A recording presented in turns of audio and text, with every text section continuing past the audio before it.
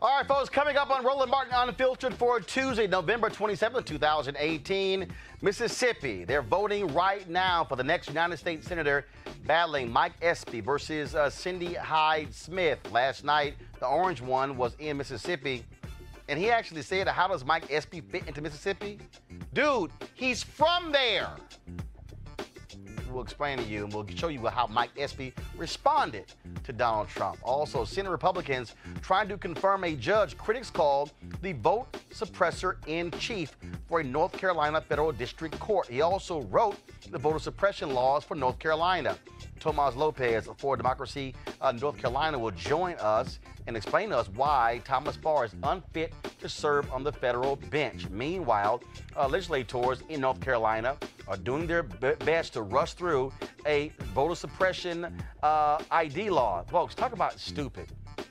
Okay, I'm going to explain to you how North Carolina Republicans are the Alabama and the Mississippi of the 21st century. Wait till you hear this. And also, right-wing violence is on the rise, much more than Islamic extremist violence.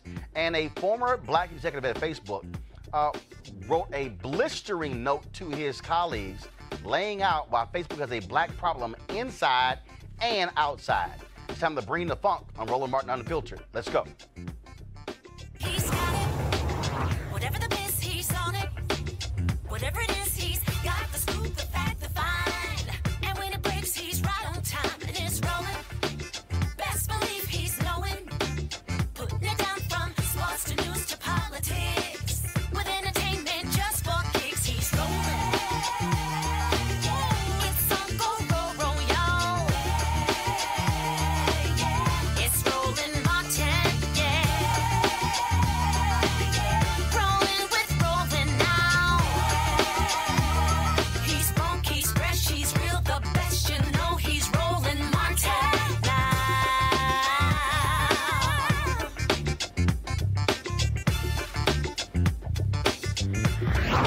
Martin. Polls in Mississippi, folks, are open just 2 more hours. Remember, if you are in line by 7 p.m. Central, you can still vote. We want you to stay in line and hold that line. Also, any problems you experience at the voting location, call this number, 1-866-OUR-VOTE, 1-866-OUR-VOTE. Also, if you are in need of a ride to the polls, you can also call 1-844-678-6837, 1-844-678-6837. We are seeing, of course, a battle between Republican incumbent Cindy Hyde-Smith, who was appointed to replace Thad Cochran, who retired because of health reasons. She is running against former Agricultural Secretary Mike Espy for this seat to fill out the last remaining 2 years of Thad Cochran's term. It is, of course, it has been a race. Republicans thought it was going to be a breeze, but when you have pretty much one of the dumbest candidates you've ever seen running for election, yes, I'm saying that for a reason, because when you look at her comments about public hanging, voter suppression, and how she won't even talk to the media, she's literally running out the back door at her own campaign events. Republicans are very concerned about Cindy Hyde-Smith losing this seat. Last night, Donald Trump was actually in Mississippi holding 2 rallies trying to gin up support for her. And he actually made a pretty dumb comment himself. Cindy's far left opponent, he's far left. Oh, he's out there. How does he fit in with Mississippi? But I could go over this, but how does he fit in? President Trump came to Mississippi yesterday and asked, how does he fit into Mississippi? Your response? Because I didn't see that yesterday, but I did see that clip. He said, who is Mike Espy? Well, Mike Espy was a member of Congress from Mississippi 4 times. I was elected in 1986. I was the first black congressman since Civil War. Mike Espy was Secretary of Agriculture. First Mississippi to ever hold that post. First black in the nation to ever hold that post. And my grandfather was Thomas Jefferson Hutchinson Sr. He founded something called Afro-American Sons and Daughters. And in the 1930s, he was the wealthiest businessman in Mississippi. He formed a health insurance company. Well, really, it was more like a workman's comp insurance company now. Because when black folks went to work and got hurt, they just had to suffer. So he was able to form an insurance company to give them some recompense for their injuries. And then he decided that he was tired of our women having babies in the cotton field. So he founded a hospital and built it in 1924 in Mississippi. And I was born there in 1953. So when people think of Mike Espy, who is Mike Espy, they think about Thomas Jefferson Hutchinson Sr., my grandfather, whose legacy I inherited. So that's who I am. His blood runs in my veins. And then I was able to maybe chart my own course in elective office. Assistant Secretary of State, first black in Mississippi's history. Assistant Attorney General, head of the Consumer Protection Division. I believe I was first black in Mississippi's history. Member of Congress, first black in Mississippi's history. United States Secretary of Agriculture. And then in the last 20 years, I've been the chairman of the board, not paid, of a nonprofit that works in Alabama, Mississippi, Louisiana, Tennessee, and Arkansas. What we do is we decide how can we lift the human capital of low-income people in those 5 states. And we do it by moving those who are in a rental situation to home ownership. So we have a series of... Sounds like Mike Espy, Donald Trump belongs in Mississippi. Of course, Espy is hoping for a significant black turnout, what he called mammoth. In my interview with him yesterday on the Tom Jordan Morning Show, his goal is to get anywhere from 80 to 90% of the black vote, then of course pick about 25% of the white vote in order to beat Cindy Hyde-Smith. Of course, she has been dogged by numerous companies pulling their money as a result of her public hanging comment. The latest was Google, actually Facebook and Google. Now, frankly, it took them a hell of a long time to do it. Other folks were pulling their money last week. They waited until yesterday. And of course, this is also the same Cindy Hyde-Smith who took a photo with her wearing a Confederate hat saying Mississippi history at its best, posted on Facebook in 2014. Let's go to our panel right now and talk about this race here. Joining us, of course, Spencer Overton, President, Joint Center for Political and Economic Studies. We also have Monique Presley. She is, of course, attorney, principal with the Presley Law Firm. And we also have Malik, who is from Mississippi. And I know he got lots to say about his homegirl, Cindy Hyde-Smith. Malik, did she make you proud?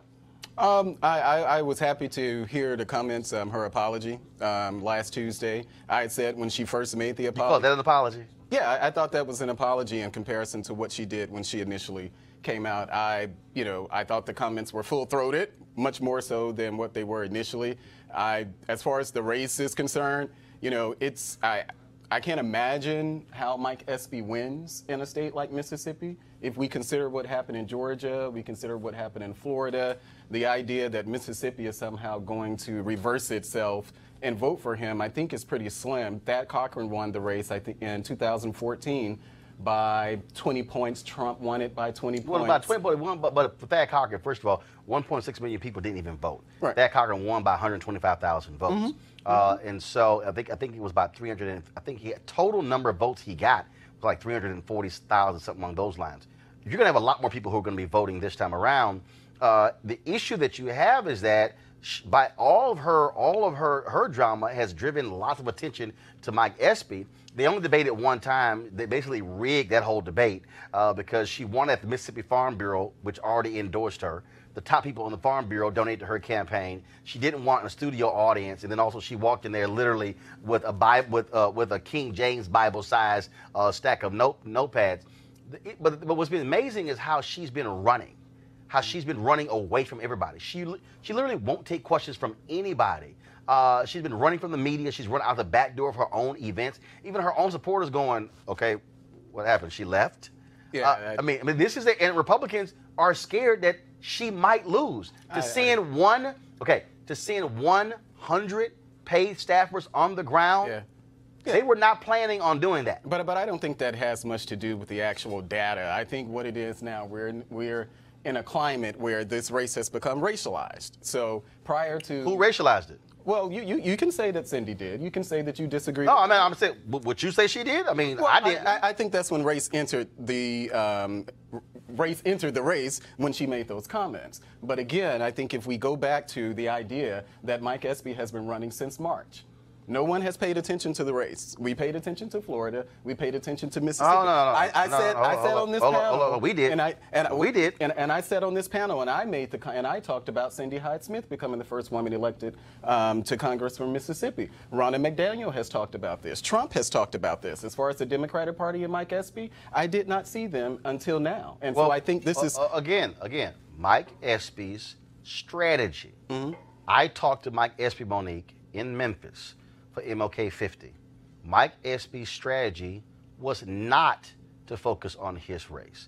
His whole focus was to get into a runoff after November 6th. That was his whole deal. He said, once we get to a runoff, all the other races are done, then the attention is going to be on my particular race. It was only because of the Andrew Gillum and Stacey Abrams aftermath where that wasn't decided, where it wasn't immediately. But that was the case, and so that was Espy's strategy, not just.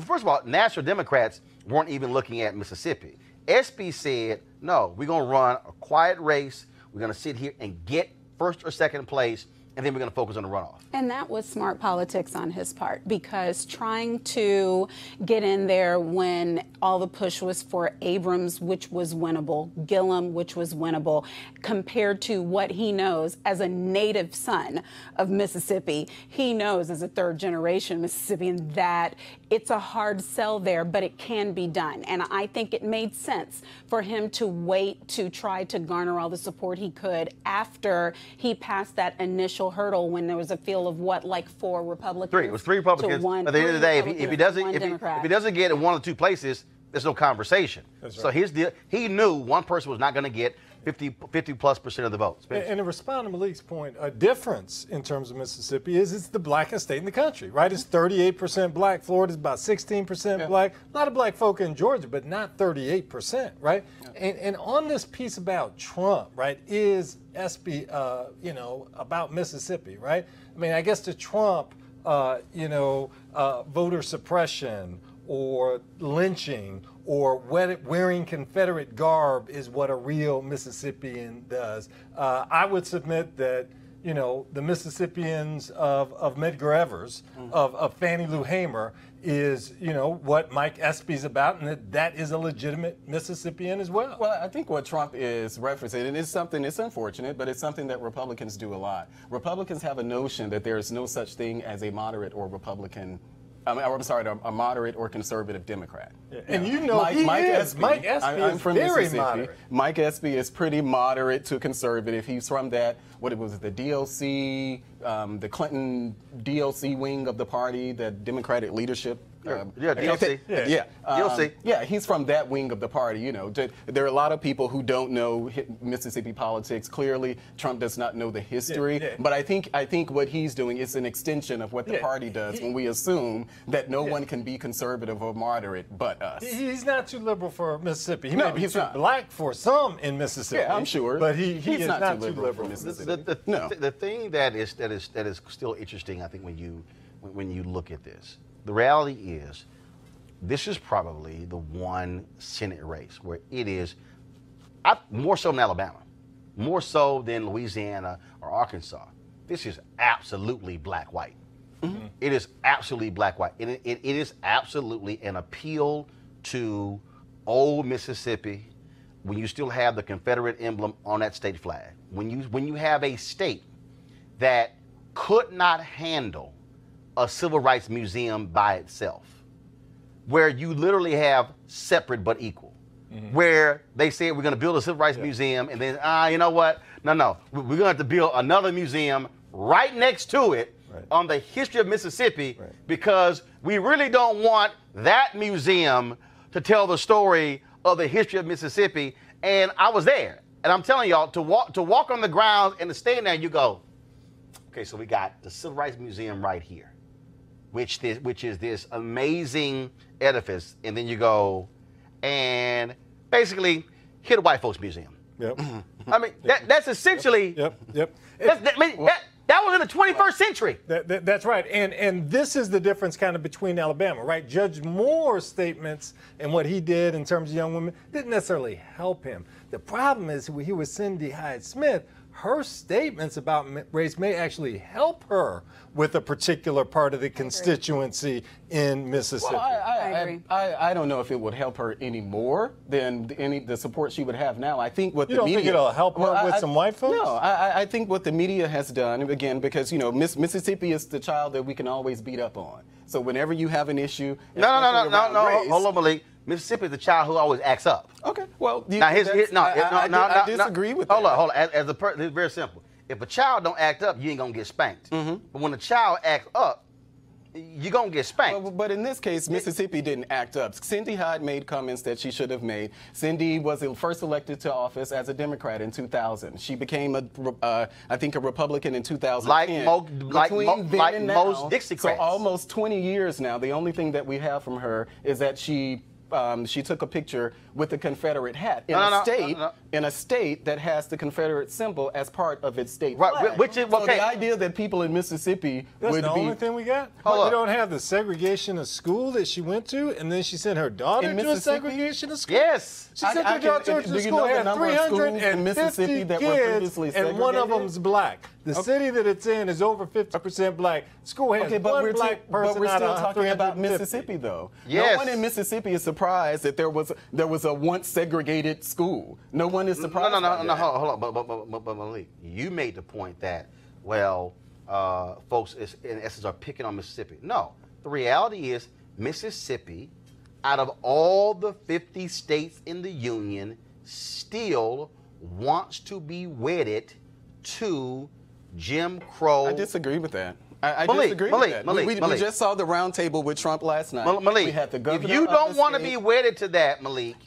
you wouldn't build 2 museums. Well, I mean, if you don't want to be wedded to that, Malik, you wouldn't have the Confederate emblem on your state flag. And then when you had a referendum, it was passed to keep it 2-1.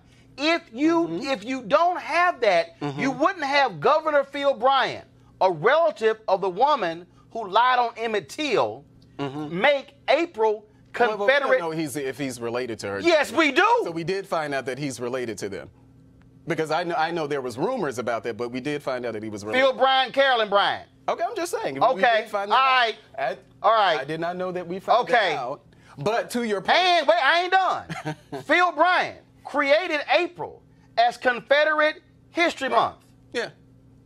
You talking about picking on? Hell, Mississippi says, go ahead, smack me. Well, yeah, but you can go right over to Arlington Cemetery to see the Confederate memorial sitting there. The Confederate memorial sitting at Arlington Cemetery. We have monuments to people who not fought in the Confederacy, but people who owned slaves. Malik. So how far should we go to be offended by There's a difference between people who fought in the Confederacy. No. No, Malik. Hold up, Malik. There's a difference between folks saying this monument was put up in 1930 or 40 or 50.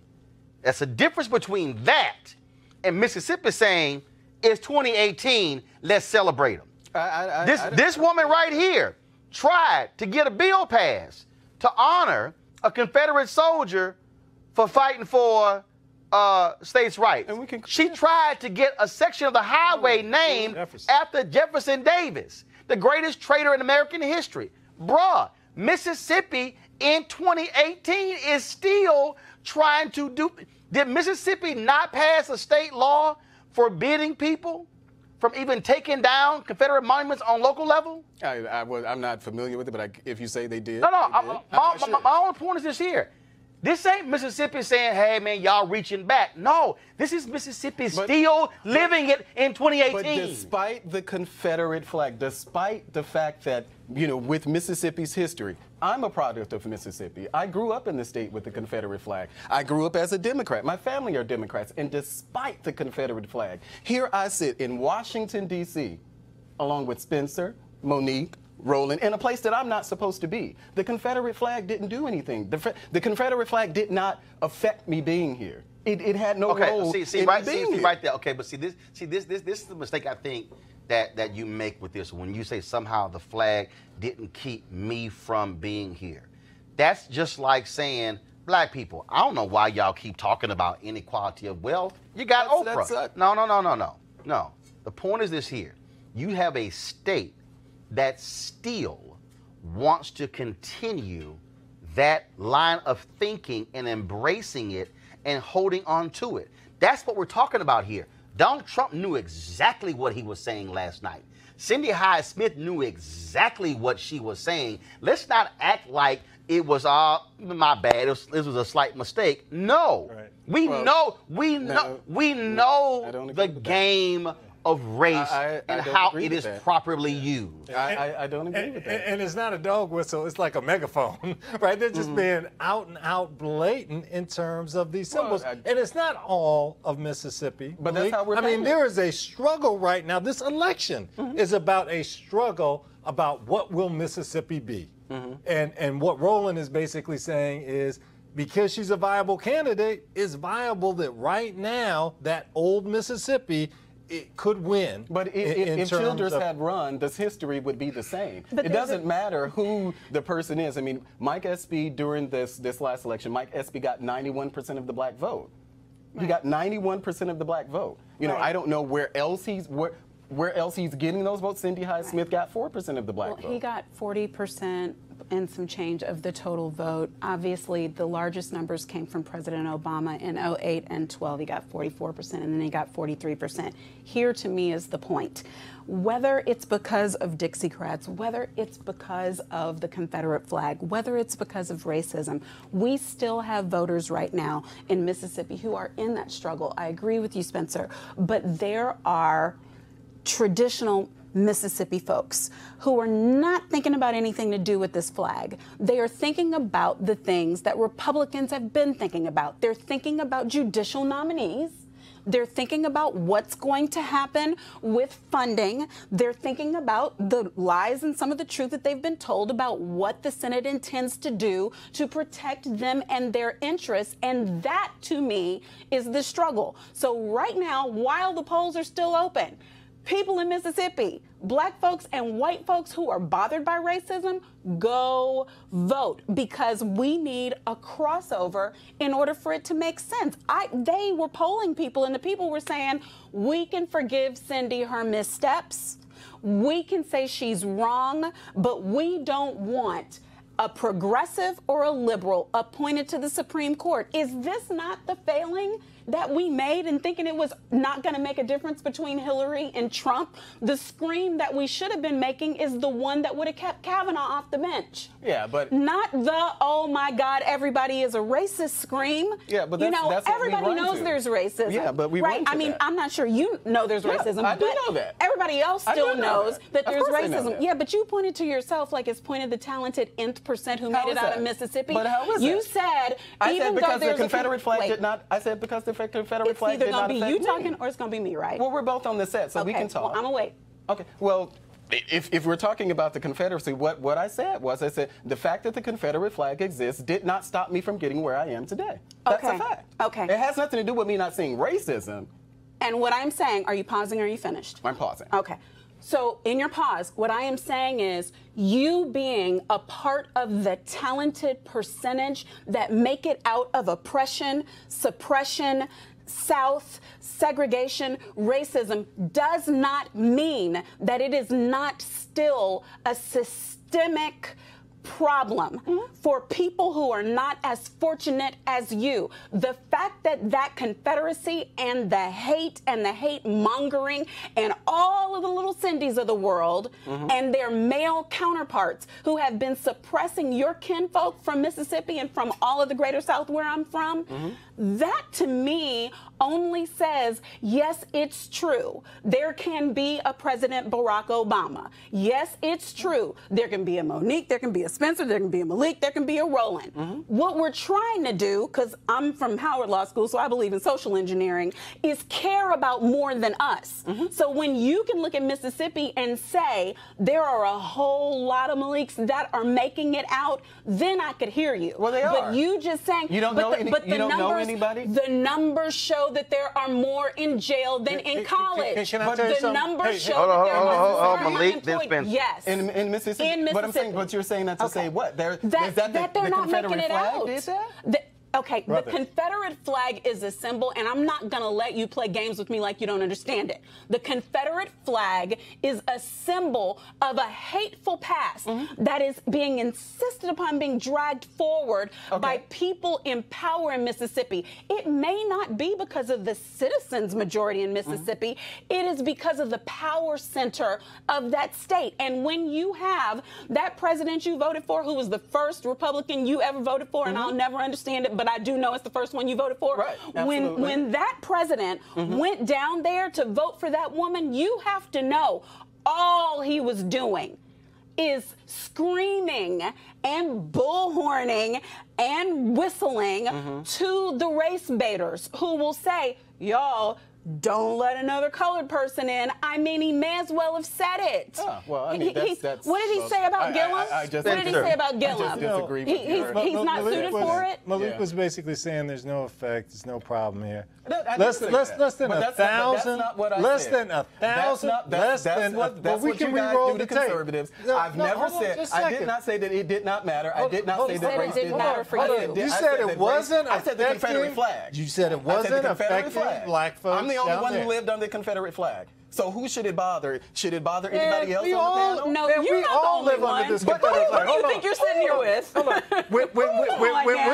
from Texas. But you're from Mississippi. Just a second. We pay our federal tax dollars, and your flag hangs in our Congress. And what does that mean? I go overseas to an embassy, a 4th of July event, and there's a Mississippi flag right there. Okay, and what does that mean? Independence. We live in a city where we have my slaves, money. we have It means monuments I'm paying my erected federal to dollars for a slave Confederate flag slave that comes owners, from your people state. who So it's raped not and just hog-tied people in black Mississippi people who are to affected. stumps, I'm affected as left well. them to die. That's what we have here in the District of Columbia. We have monuments elected to people who raped. Okay, and that's wrong too. Now what? It's the blackest state. But to say that, oh, well, look at Mississippi. Mississippi is the problem. It's the blackest Mississippi state right now because they're the ones with the election, Malik. Yeah. You've been on here enough times to know we don't only talk about Mississippi. But that's what I'm defending Mississippi against assumptions made about the state that I just don't think are true. It's the blackest state. Okay.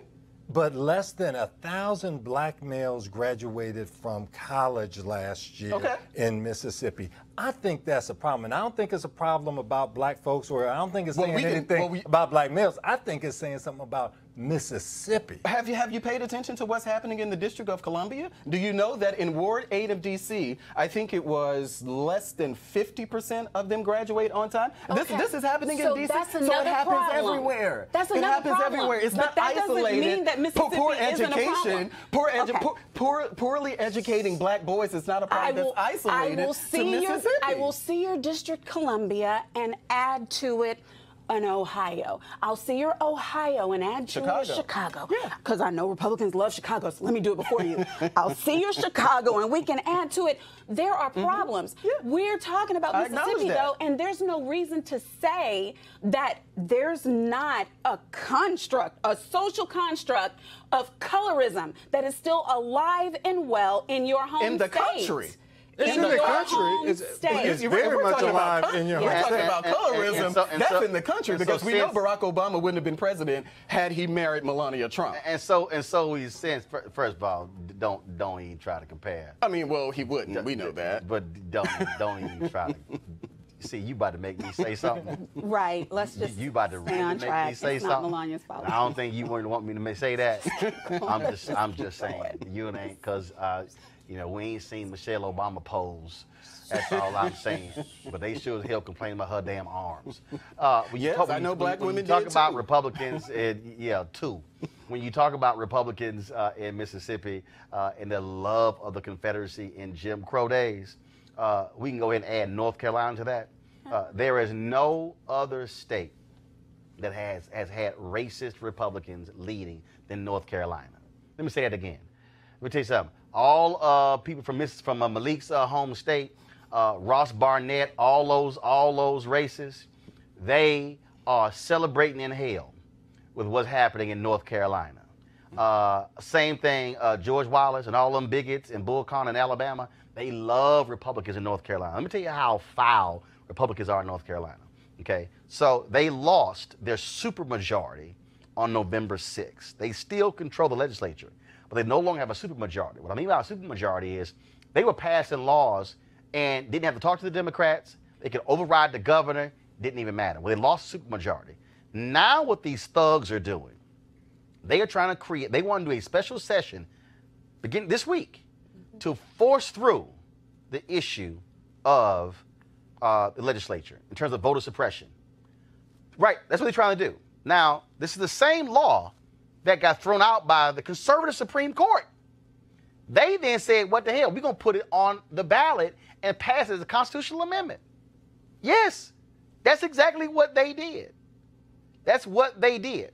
Now, WSOT TV in Charlotte reports that half of the people in one county without the ID are African American.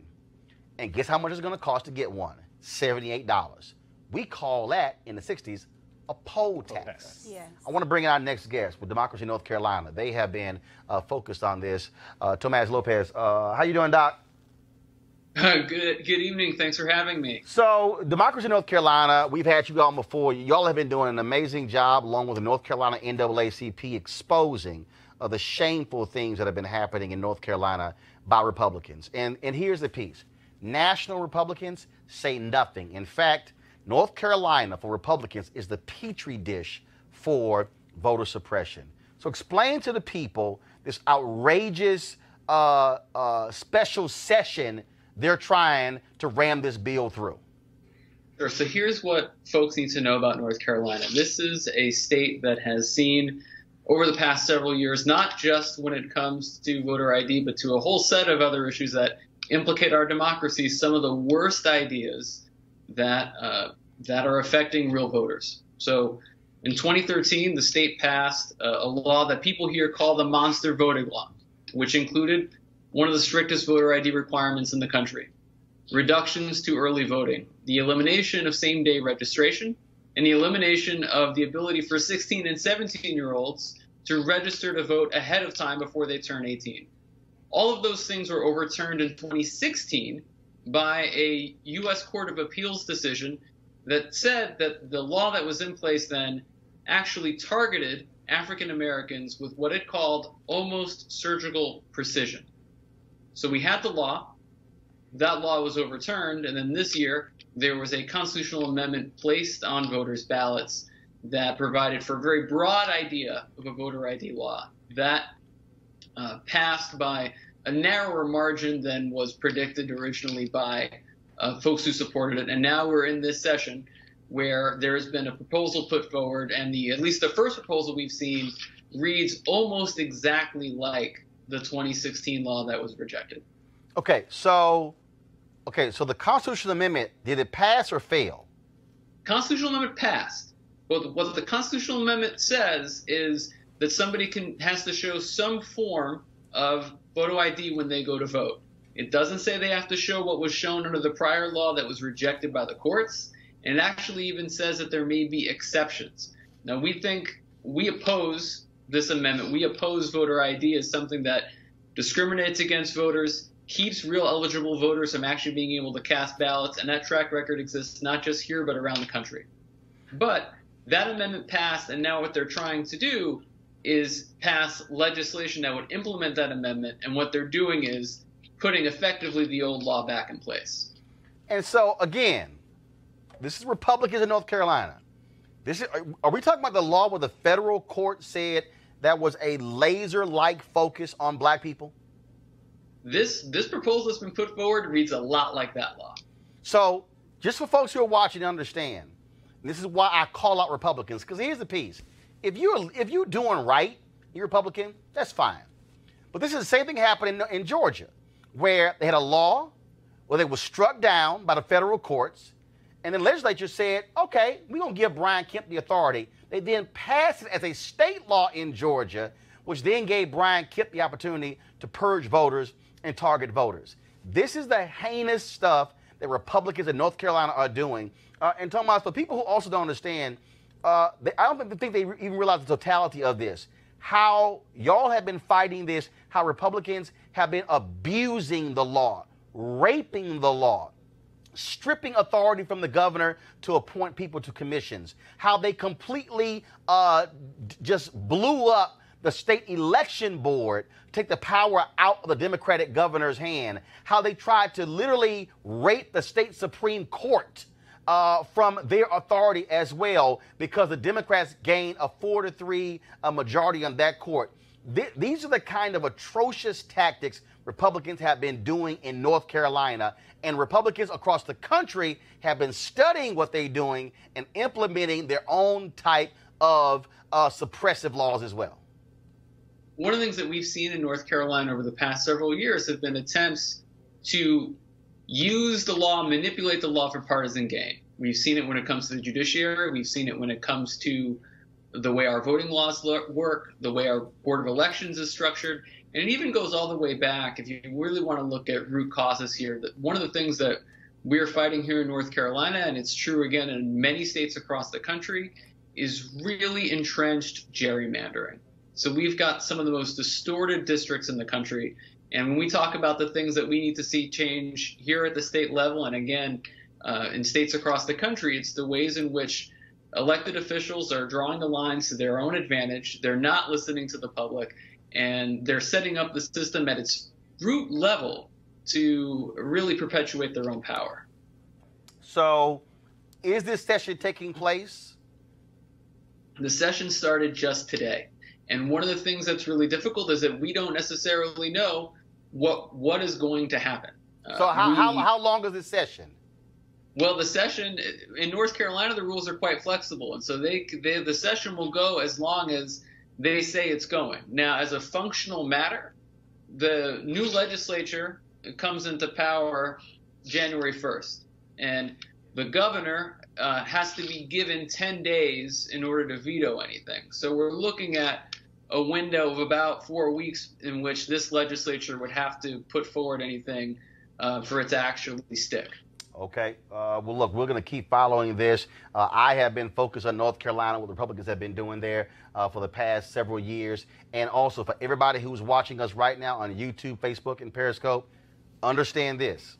All of these things that Republicans have been doing in North Carolina have all been the result of the election of Barack Hussein Obama as president in 2008. When they saw, and Thomas, correct me if I'm wrong, when they saw, North Carolina used to have some of the lowest voter participation of any states. 2008, because of the work of repairs of the breach, as well as NAACP, North Carolina vaulted up that list. And Republicans in North Carolina said, oh, hell no, all these black folks are voting. We're about to change all of these laws. And they have been doing a systematic breakdown of the laws in North Carolina since 2008, correct or not? North Carolina is a poster child for what we have seen across the country with states that have passed laws to make voting more difficult in lots of ways. That is through strict ID laws. That is through reductions to early voting. There used to be a time where election laws, voting access were a clearly nonpartisan issue.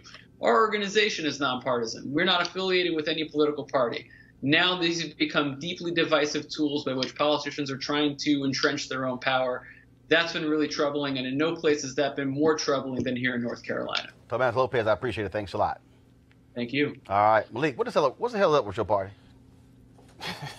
Well, I mean, we've talked about voter suppression down there in North Carolina before. There are things, obviously, I don't agree with it. You know, I don't. Yeah, No. This goes beyond voter suppression. I mean, these are people who literally, Democrat Cooper wins. They said, okay, fine. We're going to strip the power from you to appoint folks to commissions, to boards of regents, to appoint the people on the Board of Elections. We're going to completely refigure the State Board of Elections. We're going to combine it with the Ethics Committee. Another election. Democrats get 4 out of the 7 seats on the Supreme Court. They literally tried to change the law to strip the state Supreme Court, the highest court in the state, of most of its power and give it to the court that's underneath the state Supreme Court. That's your party. Yeah, I mean, I don't make any excuses for what they did in North Carolina. I don't have any explanation for why they did what they did. I don't condone it. Spencer. You know, I think that this is a problem.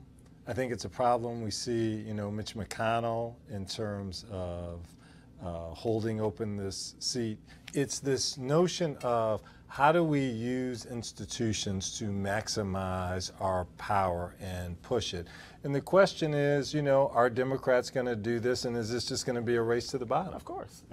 Of course they are. No, actually, no, you're wrong. Democrats are going to do it. No, actually, no, you're wrong. Okay. No, please. We'll see. No. Show me the evidence.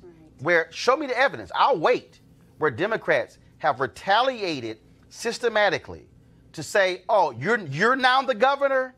Oh, we're now going to strip you of Board of Regents appointments. We're going to strip you of State Board of Elections. Because in North Carolina, the law was whoever became the governor, that party controlled the majority of the seats. They then stripped it. Show me where Democrats have tried to strip the power from the state Supreme Court to an appellate court underneath them. Well, show me. Well, what I was speaking to with Spencer is the climate where we are, that I think that both parties, and Democrats will definitely do it. Okay, so explain this to me. What they can to wield as much power in Congress? As they can. In Congress? They're going to do it. So explain this to me. When the Democrats would control the United States Senate, when President Barack Obama was there, how did Senator Patrick Leahy, who was head of the Senate Judiciary Committee, how did he still honor the blue slip?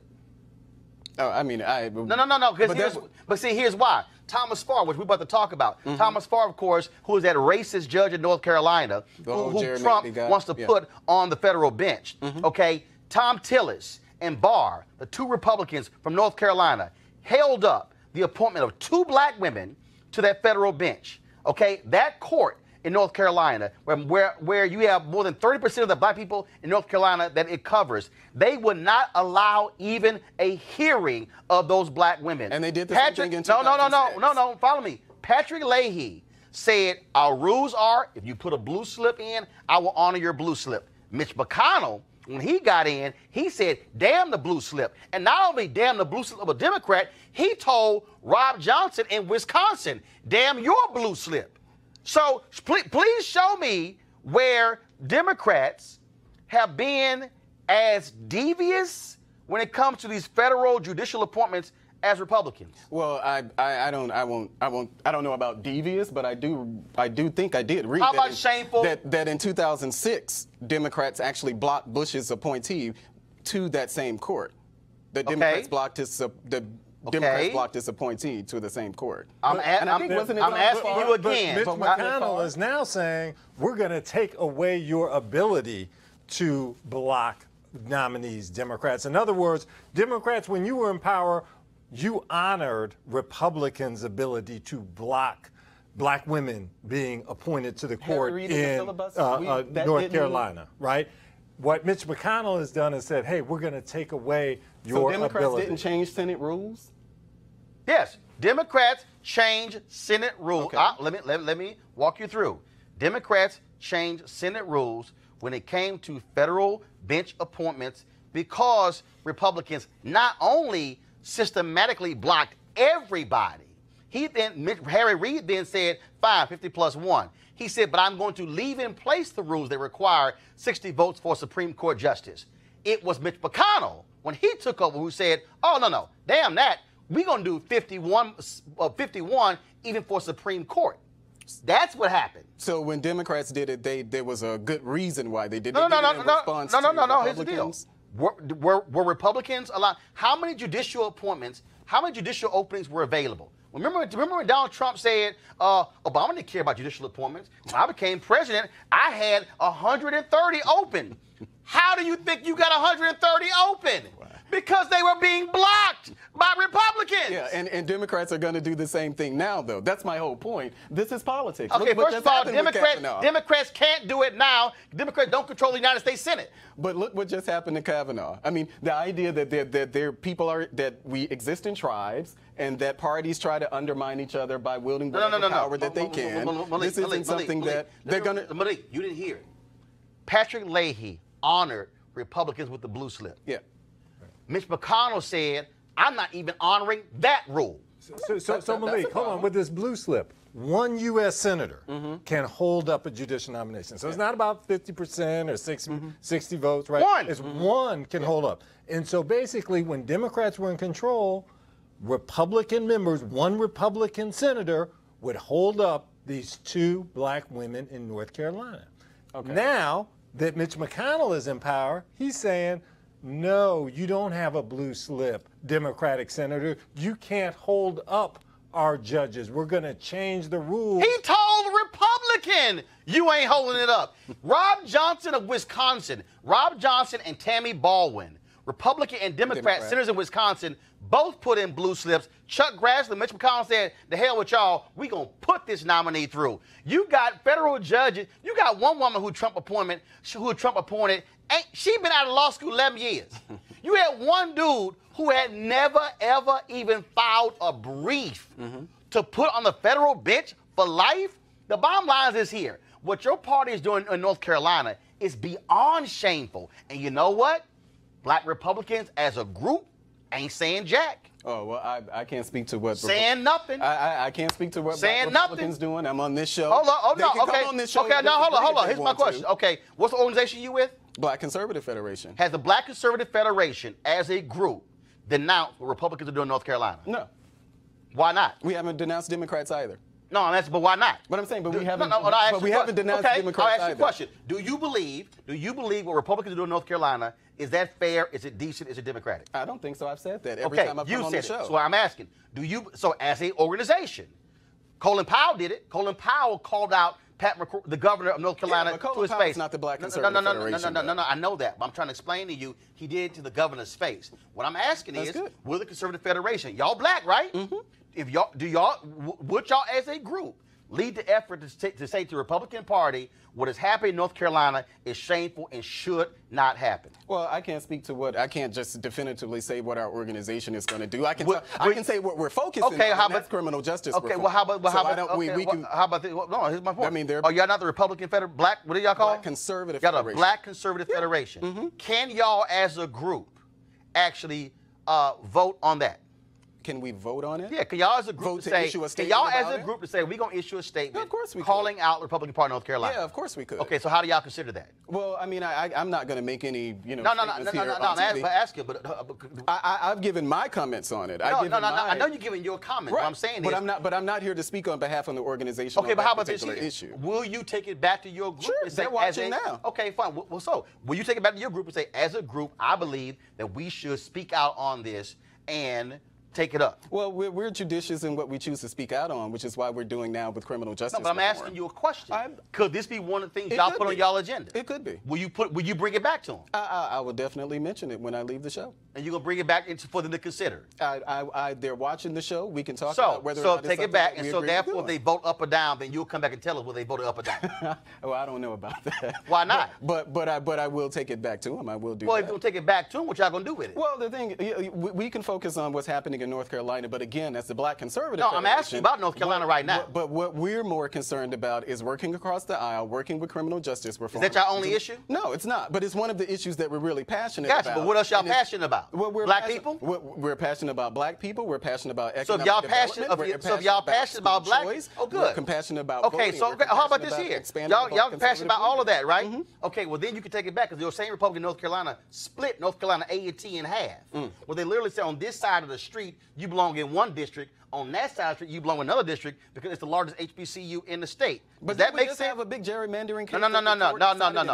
Let me help you again. They split the school. Yeah. Bruh. Yeah. The school. Yeah, that's a problem.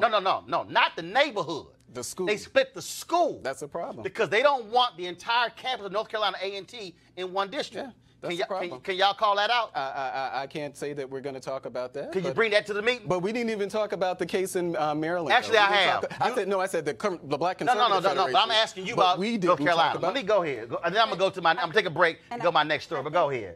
I think Georgetown over here is going to back me up. This judicial nominee issue that we're talking about in North Carolina is a criminal justice reform issue. Do you get the connection in that if you have a conservative party blocking nominees who are going to put people on the bench who are going to use the massive, I believe, unjust discretion that's available to district court judges right now, that's available on lower courts, so things like sentencing reform that you're hoping will happen, well, we don't know when that's going to happen. But until that happens, you're better off, I promise you, getting a Judge Spencer than you are some of the ones that they would try to block him to put on. So I don't know what the disconnect is where people latch onto one issue, but they don't get how the entirety of the criminal justice system is connected. We haven't latched on to one issue. It just came up about the Black Conservative Federation. We've been following the First Step Act. We know that the things that we plan on doing as far as the community is concerned. So we're not just latching on. I mean, criminal justice is a big umbrella, and it's a lot that goes under criminal justice reform. It would be real nice if Black Republicans was staying up for Black people. Well, I'm not done.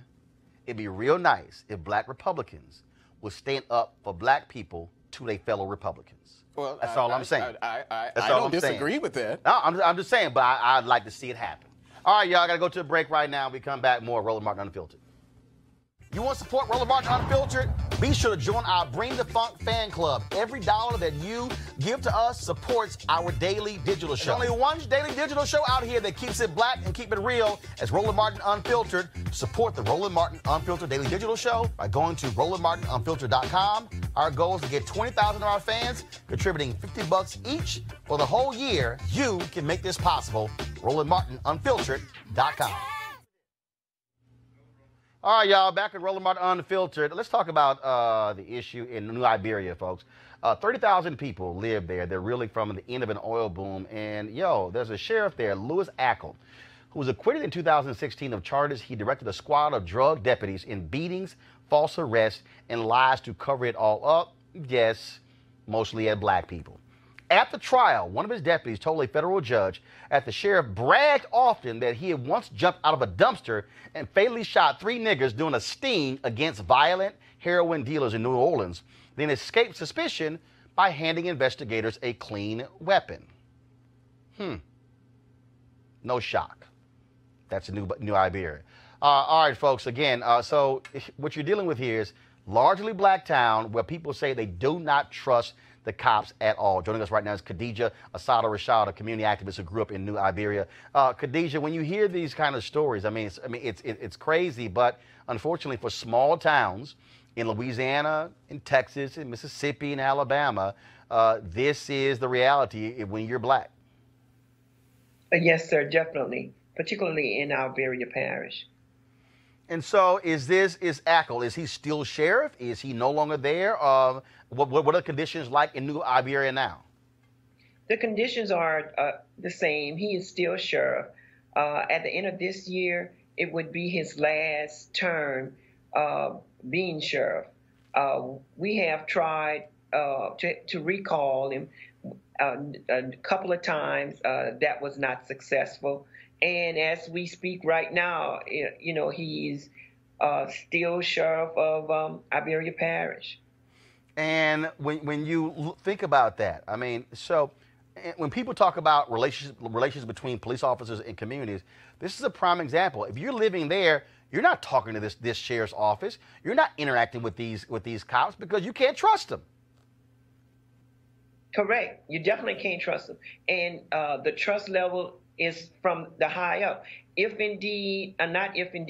indeed he was found not guilty of all the charges that was labeled up, then what does that say to those that's under him? You got to remember, for the last 10 years, Iberia Parish taxpayers the taxpayers had paid a total of $23,000 a month, and it came out for the last 10 years, $2.8 million. And that's not to say some still ongoing cases as we speak now. And so, what's next for you and other community activists? You know, what are y'all doing? What help do you need?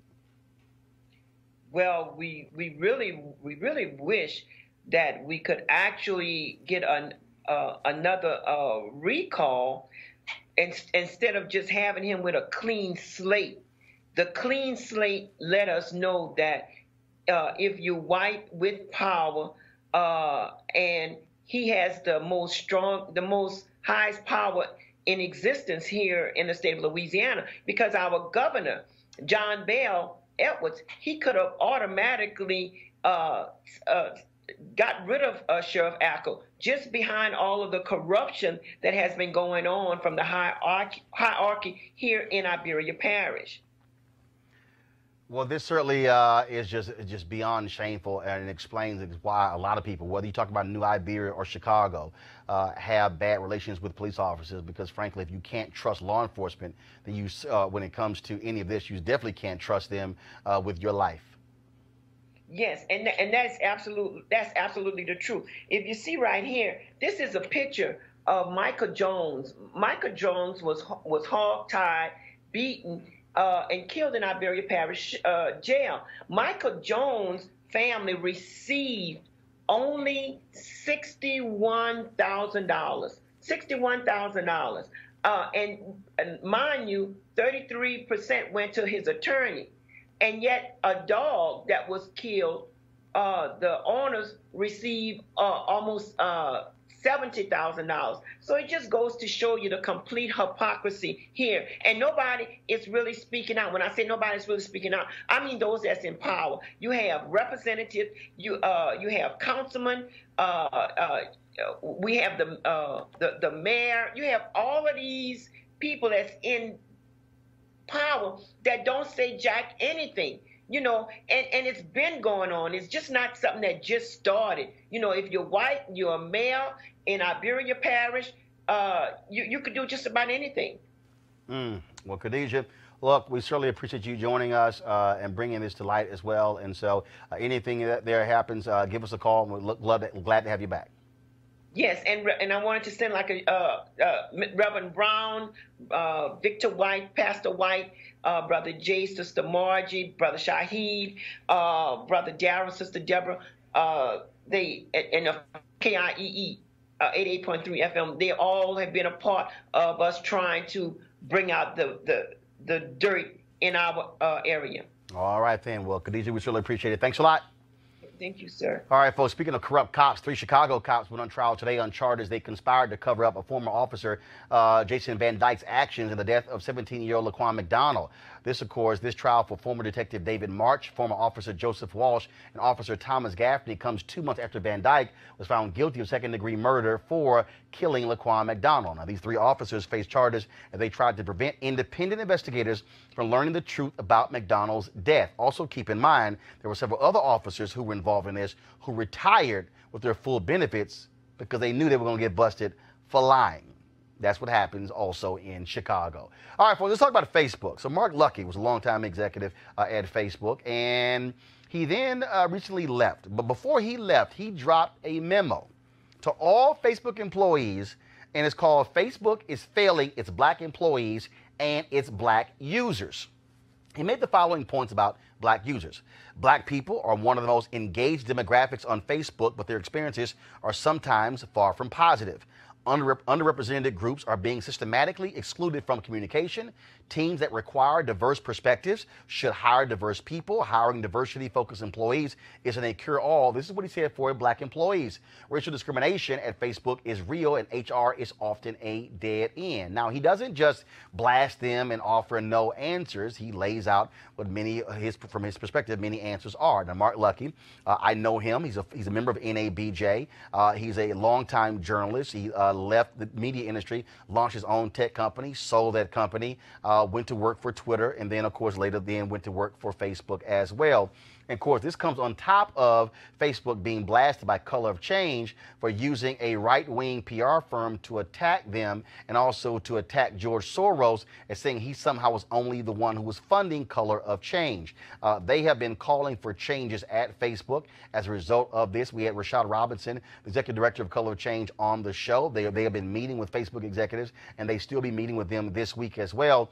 I want to go to our panel. I mean, this raises some issues here because this is what we're seeing. The power of media is huge. When you look at media, when you look at for centuries, newspapers, televisions, magazine, radio, now, in essence, the white supremacy that we've seen in traditional media, we now see on the digital side. I'm using white supremacy for a reason, because when you look at newsrooms today, more than half of daily newspapers wouldn't even respond to the American Society of Newspaper Editors annual diversity survey. They wouldn't even respond to it. And so you still have newsrooms being run by white men.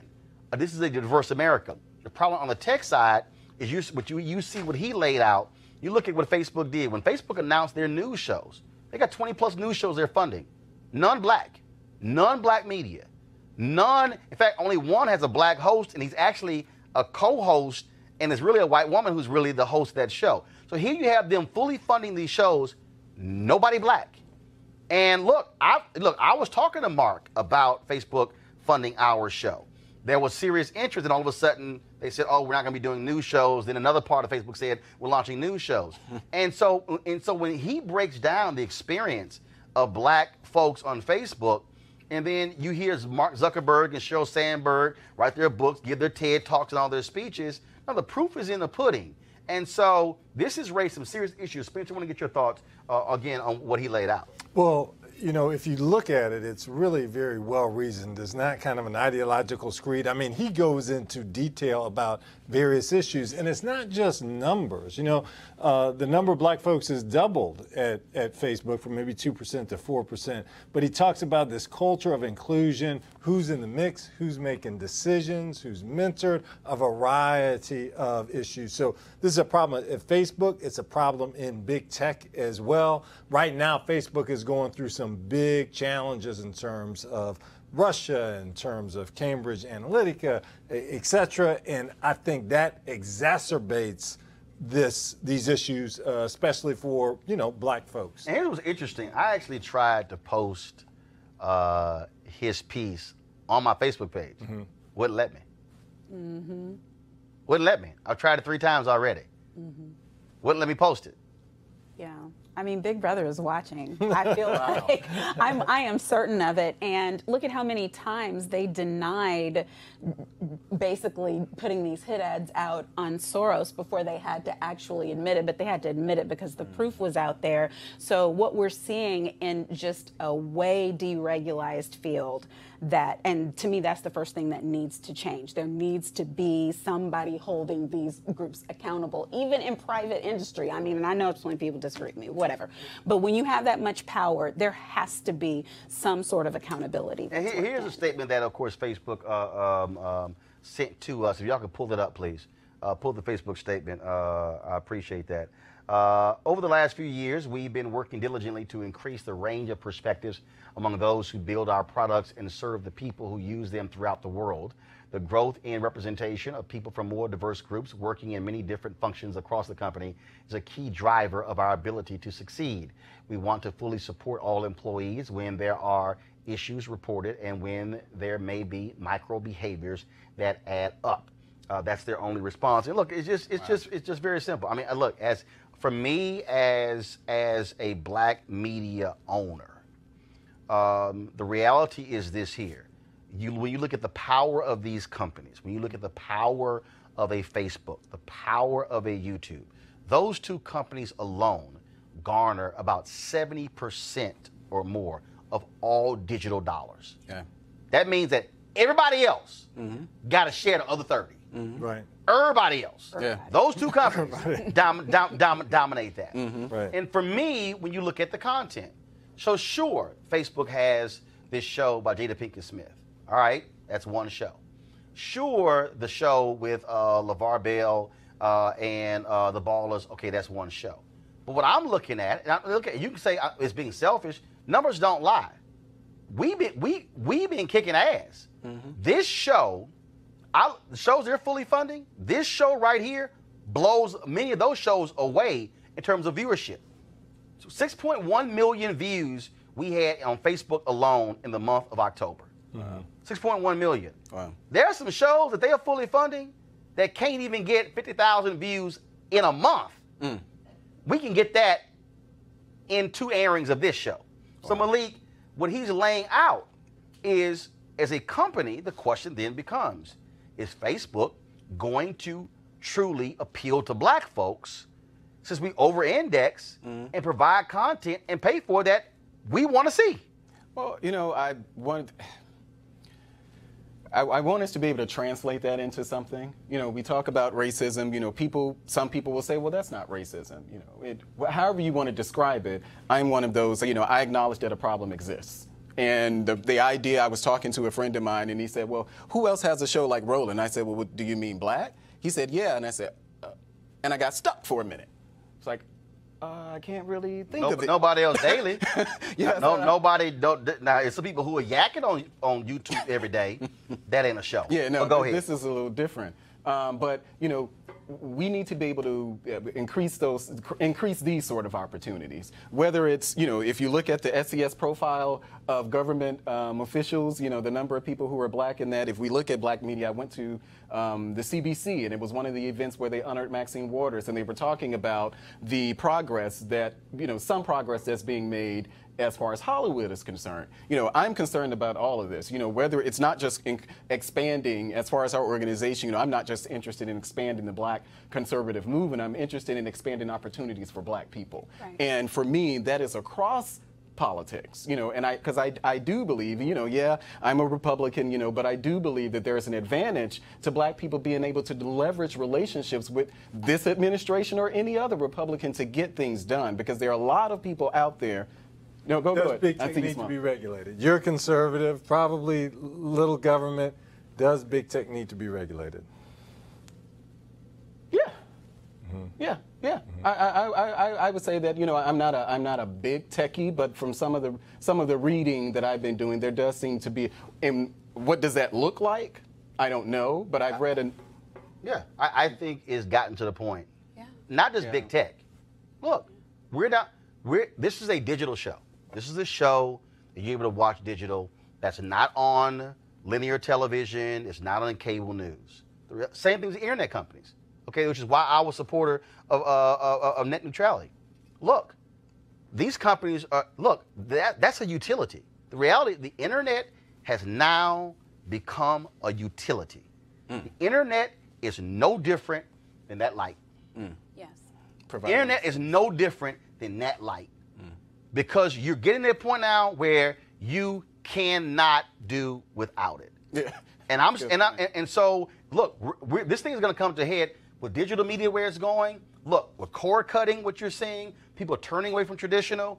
And look, these companies realize it. They're like, okay, fine, we're going to make our money over here. And the deal is, they're pissing off, Monique and Spencer, so many Republicans and Democrats and they're getting so massive. Yeah. Right, but the problem is, and this is where the voting in the elections matter too, because you saw when Mark Zuckerberg, when he was there for that hearing, and like those poor members of Congress were speaking just in rudimentary, like, now I know my ABCs, and he was he was out there, you know, I mean, and he didn't even have to say much because they didn't understand anything that he was saying. So in order for it to be regulated, we're going to have members of Congress taking in the information in order to educate themselves at least enough, or to take organizations, whether it's Color of Change, National Bar, your organization, who are going to put forward the legislation, because it doesn't have to all be done by them. You know, we have organizations to do that. And I agree with you. There should be coalescing here, because it's not a Republican issue. It's not a Democratic issue. And I believe, Lord, I'm going to sound like Trump, on both sides. I believe that on both sides we make the mistake. Yes, there are good people. Well, on both Well, sides. look, And we make the mistake, Roland, of being Democrat only. You know, America and no place else. Jesus only. We do all of these onlys in our silos. And about this stuff, if people of color are going to advance, then you might know where some money is that we don't know, and I might know where some foot soldiers are that you don't know, and it has to come together. Yeah, and to that point, go ahead. That's and when I'm talking about the CBC, because conservatives, black Republicans, we don't think we should go to CBC. I went there, I was embraced. I met some great contacts. We're getting ready to work. Our organization is getting ready to work with this organization called the Purple Isle. And the Purple Isle, this is what they do. They go around countries and they get a lot of stakeholders together to try to focus on an issue. They just did this in Ohio, I think. And they were able to get out of that, to get some legislation on the table. And it looks like that legislation is going to be passed. These are the sort of opportunities that we can work with. I went to the Women Trump Summit, and I was sitting there at the table with these white women with big pearls on and probably plenty of money, but they were sitting at that table talking about criminal justice reform and marijuana. Well, I'll tell you right now on this issue. First of all, Mark Lucky's post has gotten lots of media attention already, and this is simple. I fully expect, and this is where civil rights organizations should be putting the pressure on Facebook. Folks who don't know, when Reverend Jackson started his Silicon Valley initiative, okay, I just want y'all to understand this here. Even other black folks in black media didn't want to hear from him. Let me help y'all out, okay? Because, see, I was there. There were a lot of black people who were pissed off at Reverend Jackson because of Obama. They didn't want to put Reverend Jackson on his radio show. So when we launched News One Now in 2013, it was a 2-hour radio show, and then the third hour was on television. Every Tuesday, I had Reverend Jackson on my show. Every Tuesday. Every Tuesday, we talked about his Silicon Valley initiative.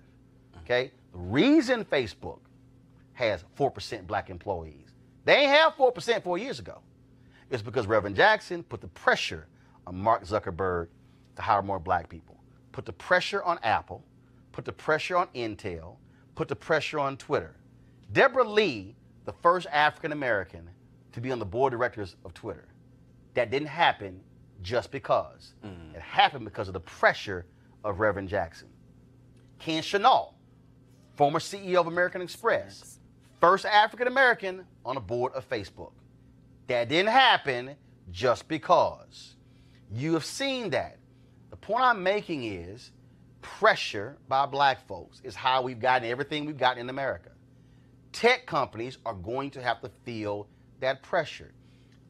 The civil rights organizations should be taking this letter that Mark Lucky has posted, studying it, and going to those companies, going to Facebook and saying, okay, we need to deal with this here, but then take it beyond them as well. Because this is not the future, folks. This is the now. You keep hearing me talk about how you shape the narrative, how you control the narrative, how you own the narrative. Well, that's what technology is doing. If the Facebooks of the world are shutting out black content creators, or shutting the door, or only letting one or two in, they're shaping the narrative. They're determining what you get to watch. Now, I'm going to say this, and I've talked about it, but let me tell you what happened with us at this show. The first week we launched Roland Martin Unfiltered, we did 1.88 million views of this show our first week. 1.214 million of those views came from Facebook.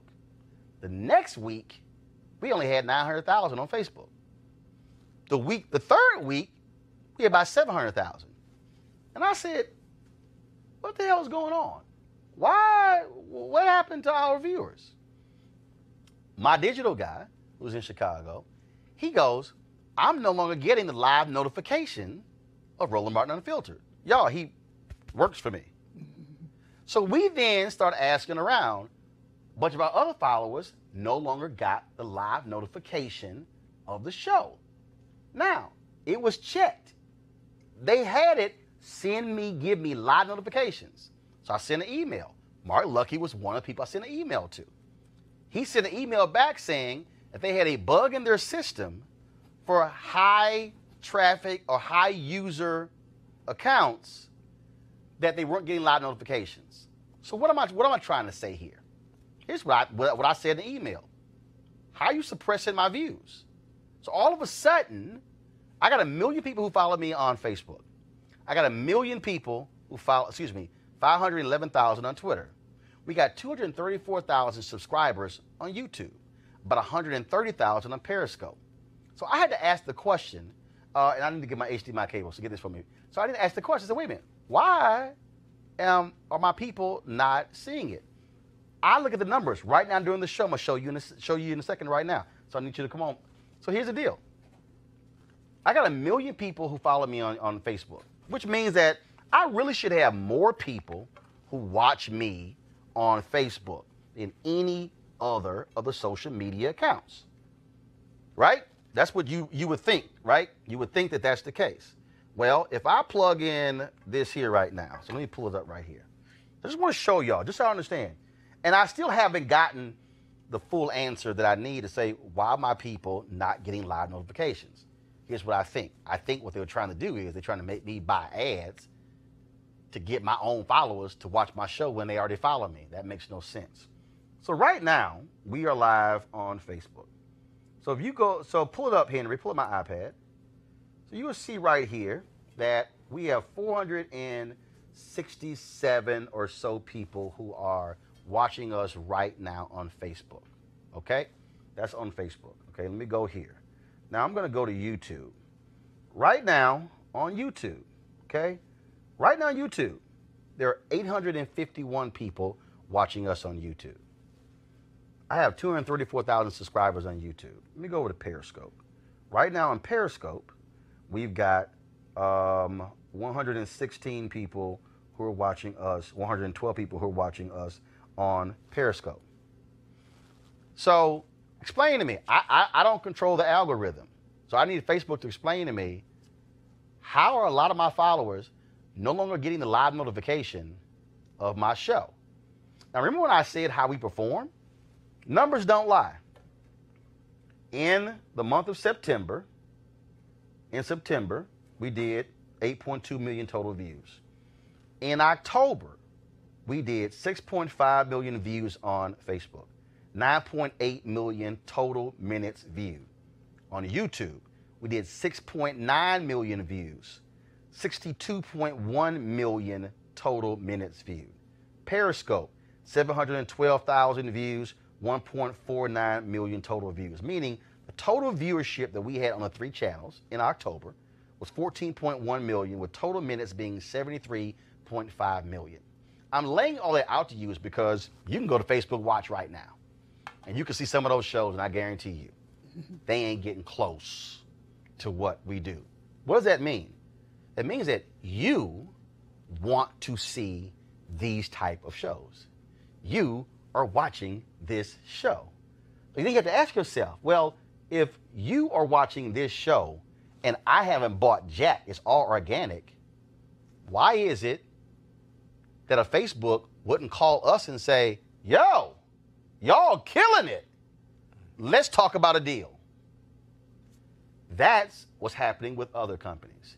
And that's how you control the narrative, which is why we as consumers have to say, either you give us what we want or we go elsewhere. And I'm just letting y'all know, if I don't get what I desire, then I'm no longer going to show my show on Facebook.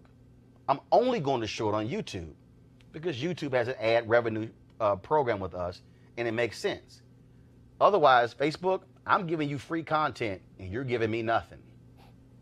That, to me, folks, is why we must use our voices to speak truth to power when it comes to technology. So we're going to keep covering this story, and we'll see how Facebook responds. Folks, our HBCU Giving Day School today. Today is Giving Tuesday, hashtag Giving Tuesday. Our school today is Miles College, Fairfield, Alabama, founded in 1898. Notable graduates, Richard Harrington Jr., Fred Horn, and also UW Clemens. You want to give to Miles College, go to miles.edu, miles.edu. Also, please support Roland Martin Unfiltered by joining our Bring the Funk fan club. Go to our website, RolandMartinUnfiltered.com. That's how you can support our show. Because trust me, Facebook not. The rest of these people not. If you want to watch our clips, go to YouTube, because again, we make more money from YouTube than Facebook or Periscope. And it's not a good bet. Probably January 1, I will no longer be streaming our show on Facebook and Twitter. You know why? because they don't have any ad sharing program whatsoever, and I'm not giving them free content as well. Folks, this is a business, and we want to be able to supply you with this show every single day, traveling around the country, telling these stories. They can only happen when it comes to us being able to generate the money to make it happen. So go to RolandMartinUnfiltered.com, join our Bring the Funk fan club. Our goal is to get 20,000 of our supporters in the year, in the first year. So I want us to hit 2,000 by December 31st. 2,000 by December 31st. And so please join. It doesn't matter what you give. We want you to give an average of $50 each, but if it's less than that, that's fine. We want you to support us. So by December 31st, I would love to see 1,000 new members of our Bring the Funk fan club. All right, folks, I got to go. Spencer, Monique, Malik, I appreciate it. Thank you so very much. Well, tomorrow we'll have the breakdown who won in Mississippi. Well, that's if all the votes are counted. And we'll have that breakdown. Oh, by the way, NAACP did file a lawsuit there. 3 people were not allowed to vote absentee because they requested the ballot. They never came. The NAACP has filed a lawsuit there in Mississippi. I got that note real late. Spencer, go ahead. So folks in Mississippi have, what, about 40 more minutes to go vote if they haven't voted? Is that right? Yeah, yes, 40 minutes. Yeah. All right, so go vote. All right. All right, folks, I got to go. Y'all have a great one. Hi.